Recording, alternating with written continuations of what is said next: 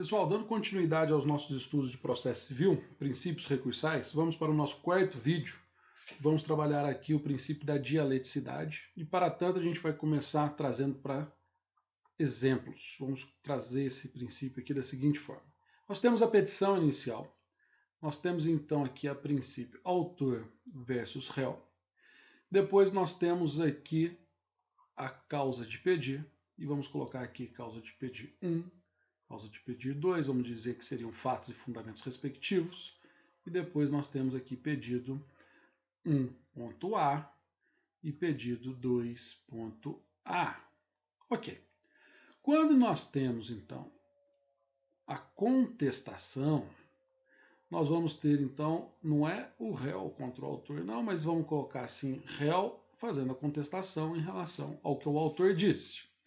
E aí, então, aqui ele pode trazer aqui uma defesa de mérito direta, aonde ele nega os fatos constitutivos. Então ele pega e diz assim: não ocorreram esses fatos constitutivos do direito do autor. Ou então ele pode trazer aqui para nós uma defesa de mérito indireta, aonde ele pode dizer: ok, esses fatos até ocorreram, mais ou menos, enfim, mas eu trago aqui então o que nós sabemos de fatos novos, fatos modificativos, extintivos ou impeditivos do direito do autor, e ele conclui também na petição de contestação dele com um pedido, e em regra esse pedido é de improcedência dos pedidos do autor. Ok? Depois nós vamos ter, então, vamos trabalhar aqui da seguinte forma. Nós vamos ter aqui, lá no final da fase de conhecimento, o que a gente chama, então, de sentença, ok? Sentença. E a sentença tem o seu relatório, sentença tem o seu relatório, a sua fundamentação. Pessoal, reparem só da seguinte forma aqui agora para mim. Então eu vou colocar assim, ó, em azul aqui. O autor trouxe aqui o que seria a fundamentação dele na causa de pedir. O réu trouxe aqui o que seria a fundamentação dele aqui na defesa de mérito direta ou indireta. E o juiz vai trazer aqui a sua fundamentação. Repare então que nós temos a princípio a petição inicial e a contestação conversando entre elas. Então o réu está impugnando a causa de pedir ali do autor por meio da sua contestação. Depois nós temos aqui então a fundamentação da sentença e vamos colocar aqui que essa fundamentação da sentença chega e diz o seguinte: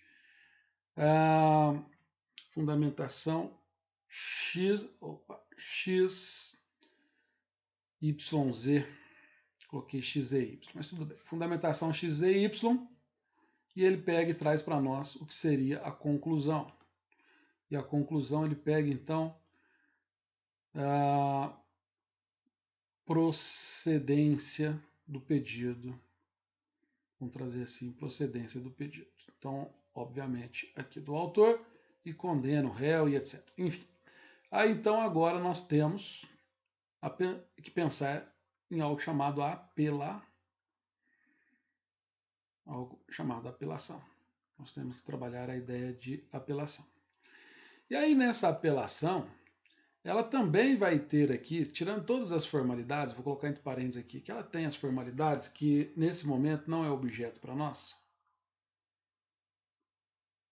Ela tem as formalidades, não é objeto para nós, mas ela vai ter aqui em algum momento uma fundamentação. Uma fundamentação.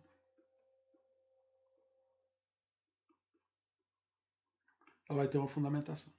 E essa fundamentação, então quem fez essa apelação? A princípio aqui, então já vamos começar a entender. Se o autor ganhou, o sucumbente é o réu, então aqui o réu, né? O réu fez essa apelação, então agora o réu é o recorrente. O réu é o recorrente, então ele fez aqui. Quando ele fizer essa apelação dele, ele vai concluir aqui embaixo, fazendo a seguinte conclusão. Vamos dizer que é para reformar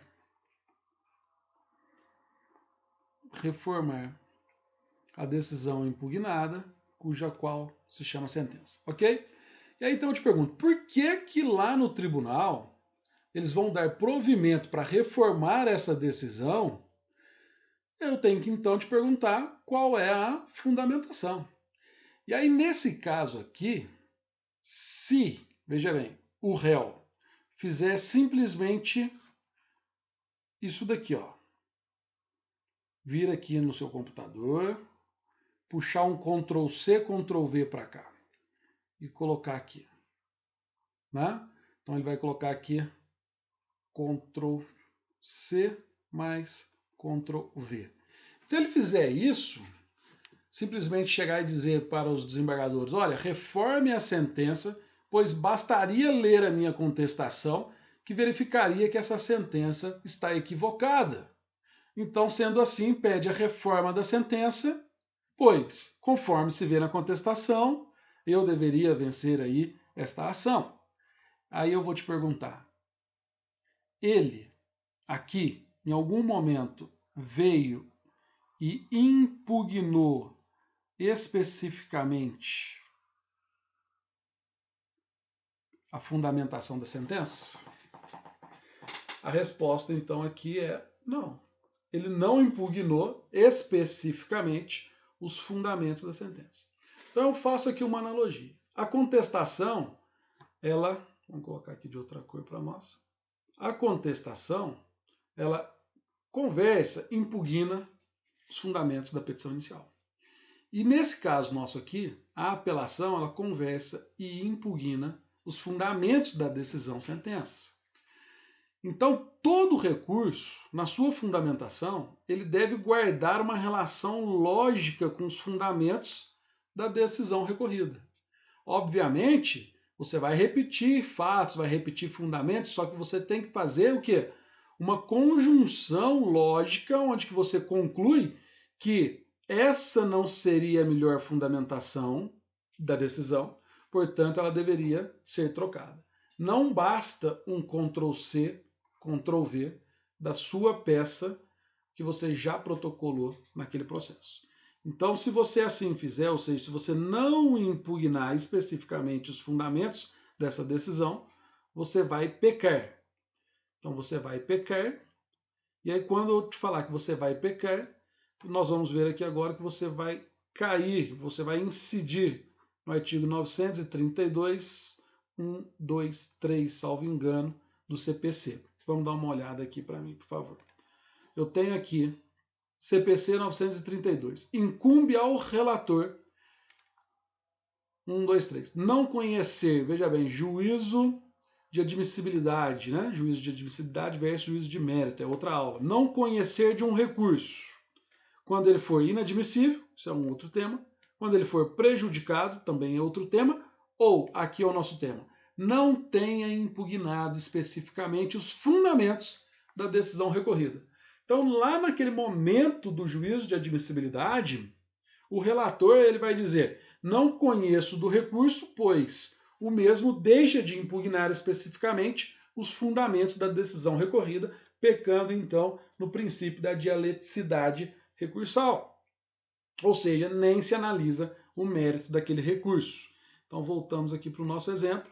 Isso tudo aqui foi para dizer para vocês que essa fundamentação aqui tem que guardar relação com a fundamentação, obviamente, da decisão recorrida, no caso nosso aqui, sentença, ok?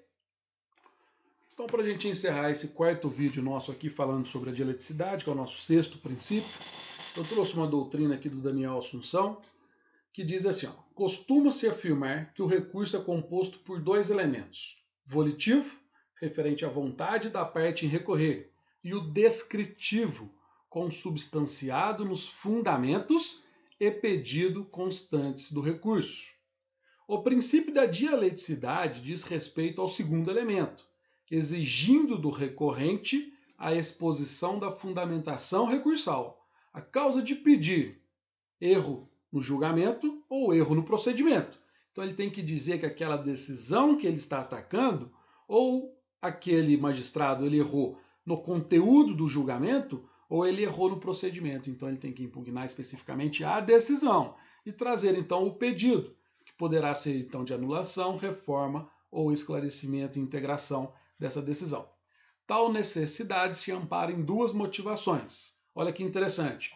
O porquê do princípio da dialeticidade. Então aqui ele traz para nós permitir ao recorrido a elaboração das contras-razões e fixar os limites de atuação do tribunal naquele respectivo julgamento. Veja só, vamos tentar aproveitar esse mesmo quadro aqui. Nós fizemos aqui uma linha entre contestação e petição inicial. Depois nós fizemos uma linha entre recurso e decisão recorrida. Ao fazer esse recurso aqui, ao ser protocolado esse recurso aqui, terá uma sequência de ato processual. Então essa sequência de ato processual é o quê? Vamos trazer para cá. Essa sequência é o quê? Intime-se. Intime-se. Intime-se quem? Intime-se o recorrido. Recorrido para quê? Para contra-razões. Para fazer as contra-razões. E, obviamente, então, quando ele fizer essas contra-razões aqui, vou simular como se fosse uma petição aqui, ele vai ter que trazer o quê? Ele vai trazer os seus fundamentos. E os seus fundamentos, obviamente, vão estar vinculados ao quê? Ao fundamento do próprio recurso. Ficou ruim esse aqui, né? Vou voltar. Vou fazer com outra cor aqui. Obviamente, os fundamentos das contrarrazões deverão guardar relação com os fundamentos do próprio recurso cujo qual ele está contrarrazoando. Então, obviamente, ele também não vai pegar aqui a petição inicial dele e trazer Ctrl+C, Ctrl+V para cá. Então, é o que o Daniel Assunção Amorim trouxe para nós aqui, quando ele diz que as finalidades seria o quê? Permitir ao recorrido a elaboração de suas contrarrazões, bem como fixar aí os limites de atuação do respectivo tribunal, tá certo? Então nós temos aqui uma doutrina para nós e então nós temos aqui jurisprudência e legislação. Tem a súmula 182 do STJ que diz que é inviável o agravo do artigo 545 do CPC, que deixa de atacar especificamente os fundamentos da decisão agravada. Lembrando que esse 545 é antigo CPC, hoje é 1015 em diante o agravo de instrumento, ok? Depois nós temos aí o CPC de 2015, artigo 932, que a gente já acabou de mostrar para vocês, do relator no inciso 3. Temos também o 1021, da decisão do relator, da decisão monocrática do relator, você vai fazer um agravo interno. E esse agravo interno deve ser, então, também, lógico, né, observado aí o princípio da dialeticidade, tá certo? Pessoal, então, com relação ao princípio da dialeticidade, é isso que nós temos para falar para vocês. Logo mais a gente passa para o próximo vídeo.